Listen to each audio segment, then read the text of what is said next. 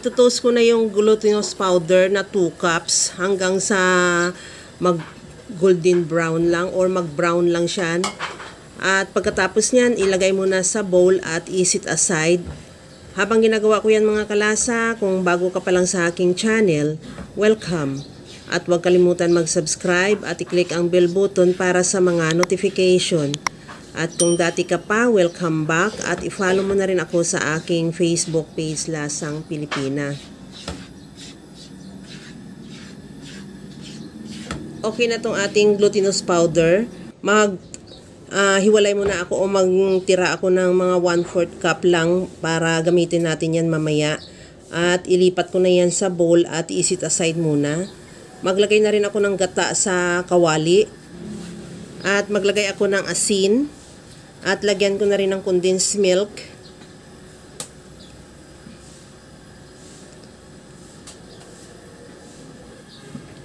At maglagay na rin ako ng food coloring OB flavor. Kung halimbawa man ang condensed milk mo ay meron ka ng OB flavor, mas maganda na rin yun ang gamitin mo.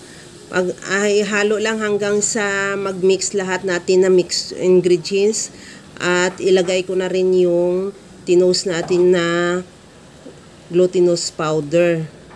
At ihalo lang hanggang sa mahalo lang ng mabuti yung ating glutinous powder sa ating liquid mixture.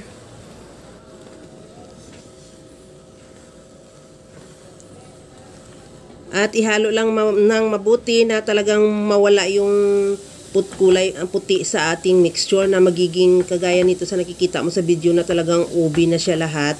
At pag halimbawa kagaya niya na makikita mo na pag sandok mo ay nakuha mo na siya ng buo, pwede na yun, okay na yung ating mixture. Pwede na natin yan ilipat doon sa ating molder. At sa ating baking pan o sa molder, ang tinira natin na powder kanina na glutinous powder na tinos, nagtira tayo kanina ng 1/4. Ilagay ko na yan sa ilalim para hindi dumikit yung mixture natin. At ipa-flatten ko lang din yan.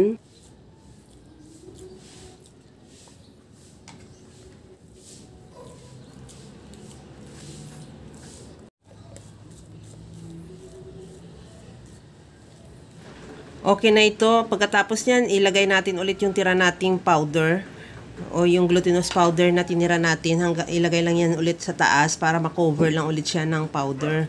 At pagkatapos yan, pwede na natin hiwain yan sa hiwa na gusto mo. Kung anong size, kung anong shape. Bahala ka na kung anong gusto mong gawin. At ready to serve na yan yung ating napakasarap na OB espasol. Kaya mga kalasa, kung nagustuhan mo yung ating video, please like na lang, paki-share na rin sa inyong mga friends. At kung bago ka pa lang sa aking channel, subscribe na at i-click mo na rin ang bell button para sa mga notification. Ito na mga kalasa, okay na tong ating OB espasol at ready to serve na. Kaya mga kalasa, alam ko, kayang-kaya mo tong gawin dahil sa sobrang simple at napakadali niya lang lutuin.